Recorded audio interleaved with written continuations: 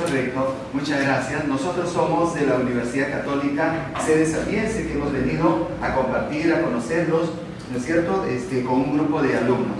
Voy a dar primero las palabras a nuestro rector, que vamos a tratar el tema tan importante como es la trata de personas y transhumanismo.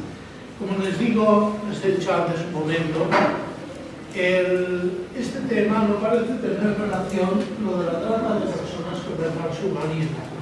Y tampoco parece tener relación con la violencia contra la mujer o con el tema de la violencia de género. Pero relación la hay. Ustedes lo entenderán perfectamente. Se trata del ser humano. El ser humano, con las técnicas biológicas o las técnicas, digamos, cibernéticas, podría ser que venciera muchas enfermedades e incluso que prolongara casi indefinidamente la vida. Y yo lo veo un poquito difícil, pero aún así me estaban diciendo que con ciertos animales se ha conseguido prolongar mucho. A todos nos gusta eso, pero nos preguntamos una serie de cosas. La primera es si la muerte tiene algún sentido en la vida humana. La segunda, si ese sufrimiento tiene algún sentido en la vida humana. La tercera, si ese logro del ser humano tiene algo que ver con que el ser humano se construya a sí mismo o que el ser humano esté siguiendo un fin para el cual fue creado. Y la cuarta quizá es de dónde sacamos los repuestos para hacer que algunos puedan vivir mucho tiempo. Te dejo con la palabra porque eres el que sabe, yo soy el que pregunta. Bueno, así es nuestro rector, bastante humilde, a pesar de tantos estudios que tiene, sus doctorados, etc. Bueno, soy Edgar Cruz, de la Universidad Católica Sede Sapiense. Soy abogado por la Pontificia Universidad Católica, trabajo en una universidad católica, soy también filósofo y teólogo, y lo he estudiado bastante bien, ambas carreras. Vamos a tratar, jóvenes, y me gustaría así realmente hacer una charla así, no dialogada, pero dada la metodología, dicen que tenemos muy poco tiempo. Vean ustedes, cuando nosotros hablamos de trata de personas y hablamos de transhumanismo, en realidad estamos refiriéndonos, ¿no es cierto?, a la intervención del ser humano a través de la ciencia, de la técnica, en otro ser humano para transformarlo. En el caso de la trata de personas, comercializar con el ser humano para utilizarlo como una esclavitud laboral, explotación sexual, trabajos forzados, extracción de órganos y tejidos, y todo esto contra su voluntad y perjudicándolo gravemente, no solamente, como estamos escuchando, en el aspecto físico, sino de manera más contundente en el aspecto psicológico. Vean ustedes, señores, cuando nosotros vemos este símbolo, estamos hablando, ¿no es cierto?, de una H que significaría, ¿no es cierto?, el ser humano, el hombre, y un signo positivo significa que más humano. Entonces, con el transhumanismo se quiere llevar a la condición humana a una dimensión de existencia artificial, ¿no es cierto?, a una dimensión de existencia artificial que supere sus límites humanos, ¿no es cierto?, que están condicionados por el espacio y por el tiempo. Piensen ustedes que en estos momentos no podemos estar en Lima, estamos acá, pues ellos, ¿no es cierto?, piensan que de acá al 2030 o al 2040 eso será posible, ¿no?, que tú estés acá o en Lima al mismo tiempo, porque tendrás una existencia artificial, ¿no es cierto? La otra dimensión es que superaremos el aspecto temporal, en el sentido que lograremos vivir, ¿no es cierto?, eternamente. Es decir, hay filósofos, ¿no es cierto?, que se han propuesto esto. Esta es en realidad es la ruta, ¿no es cierto?, de evolución de la vida humana, que va desde sus esferas más ínfimas del universo inanimado de hace 4.000 millones de años, ¿no? Ahora estamos en la humanidad, vendrá la transhumanidad, la poshumanidad, es decir, llegar a ser una especie diferente de la que somos. Entonces, diferentes autores, sea biólogos, ¿no?, médicos, filósofos, pertenecen a esta corriente, este movimiento que se llama transhumanismo. Ven ustedes, por el que buscan la superación entonces de las limitaciones humanas en el aspecto físico, en el aspecto intelectual. Imagínense ustedes de tener una memoria superior a la de la computadora, ¿no?, que en tiempo real podamos recordar todo. Entonces eso se puede hacer, dicen ellos, instalando un chip en el cerebro, ¿no es cierto?, del ser humano, y también superar la parte, por ejemplo, psíquica, ¿no?, sus limitaciones psicológicas. Tenemos otros autores, por ejemplo, como este señor, que tiene su obra, efectivamente, se llama La singularidad está cerca. ¿Qué significa esto? Dice, no, estamos ya en la convergencia de la genética, de la nanotecnología. La nanotecnología es la intervención, ¿no es cierto?, técnica en los elementos más fundamentales del ser.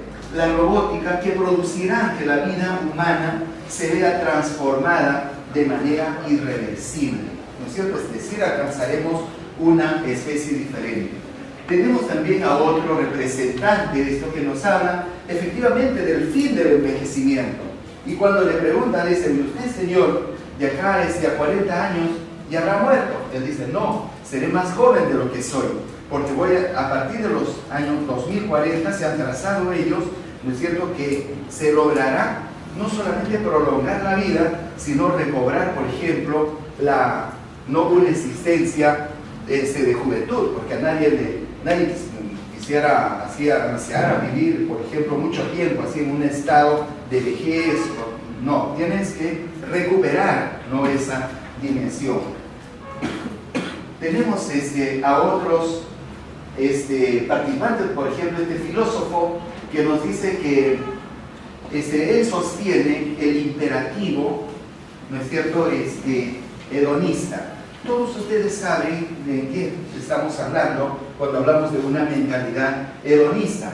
Entonces lo que ellos consideran es que hay una obligación moral de este movimiento, ¿no es cierto?,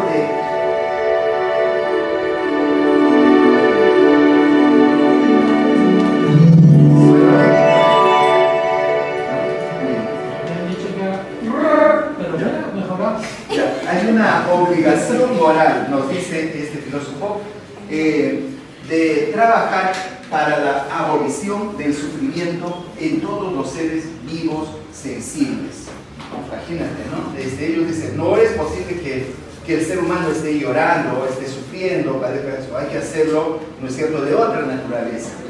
Consecuentemente, este es el síntesis, diríamos, el transhumanismo, que es esta corriente cultural, intelectual, internacional, que tiene representantes ahora en diversos ámbitos, que nos dice que a través de la ciencia y la tecnología pronto se llegará a modificar, ¿no?, a mejorar la naturaleza humana para procurar la evolución del ser humano, el autodiseño, la eliminación de todo sufrimiento, la expansión de la autonomía humana, la inmortalidad, la superación de la naturaleza humana. ¿Qué preguntas tienen ustedes? Creo que van a tener un montón de preguntas. Si no se las hago yo, ya ven que especialista en preguntar. Por ejemplo, ¿qué defecto le ven a ustedes a todo esto? Hay que ser un poquito críticos. ¿Qué defecto le ven? Yo he observado que me he dado cuenta de que en todo momento la parte espiritual es muy complicada, ¿no? Más con la materia. Sí, es como si la materia fuera infinitamente manipulable. Pero el ser humano es materia, no sé. No les conté, yo sí lo sé. Ustedes no sé si contestarían que sí o que no. Ciertamente, si el ser humano es materia, no sé si hay derecho a que una persona manipule la materia de otra de una forma. Yo creo que hay bastante egoísmo en todo esto. O sea, bastante egoísmo puede haber, puede ser que una persona plenamente. Después me preguntaban, ¿y la reproducción natural? ¿Y los traumas psicológicos que tiene una persona que no ha sido querida por sí misma? ¿Entienden lo que quiero decir?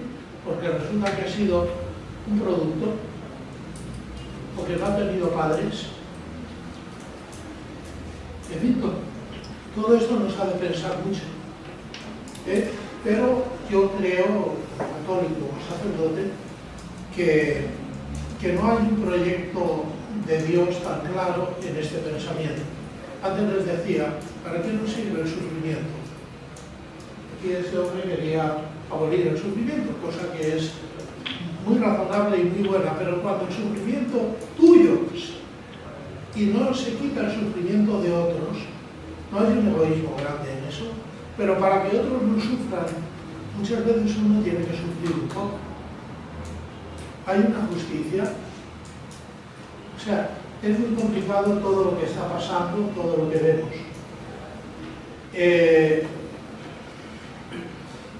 Bueno, ¿tienen alguna pregunta que hacer o alguna cosa que considerar?